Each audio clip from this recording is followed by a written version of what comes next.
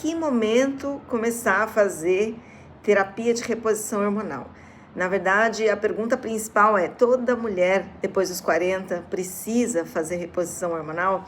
Essa é uma dúvida que eu vejo cada vez mais frequente nas mulheres que eu atendo, e eu quis trazer essa informação porque eu tenho certeza que vai ajudar muitas mulheres. Então, antes de pensar se essa mulher precisa ou não de uma reposição hormonal, o que a gente precisa primeiro responder é: o metabolismo dessa mulher está preparado para receber hormônios, mesmo que sejam bioidênticos? Porque um corpo que esteja preparado, a gente precisa entender que aquela estrutura metabólica está organizada, porque um corpo sem essa estrutura, ele pode até piorar ainda mais os sintomas da mulher nessa fase. E quais são essas bases que a gente precisa estar preparada para receber hormônios? E nem sempre os próprios médicos acabam olhando para isso, né? Então a gente precisa olhar ali se o intestino dessa mulher está um intestino funcionando na sua melhor forma, sem aquela desbiose, sem leaky gut, que são recorrentes hoje em prática clínica.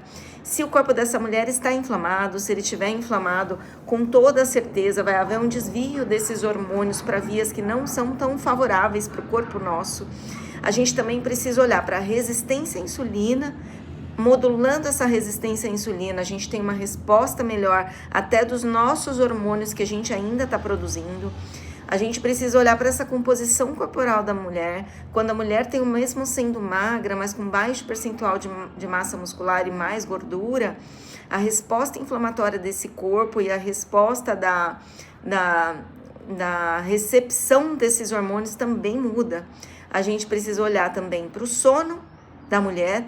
Organizando o sono, muitas vezes os hormônios passam a responder muito melhor do que eles estavam ali já começando a desajustar.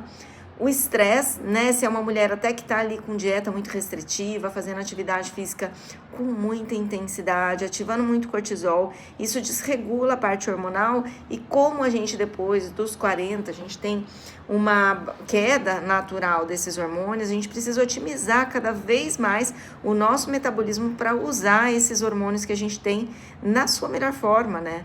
E por último, a gente precisa olhar para deficiências nutricionais, que é muito comum hoje em dia, e a gente às vezes recorrendo ali a um suporte de magnésio, um suporte de vitamina D. Esses hormônios que você tem nessa fase de climatério vão ser o suficiente para regular essa orquestra hormonal que você está precisando nessa fase, e não necessariamente já começar fazendo reposição hormonal. Então, o que acontece é que a gente não tem uma receita de bolo para uma data exata de quando precisa começar a reposição hormonal. Cada mulher ela vai precisar de uma conduta diferente, né?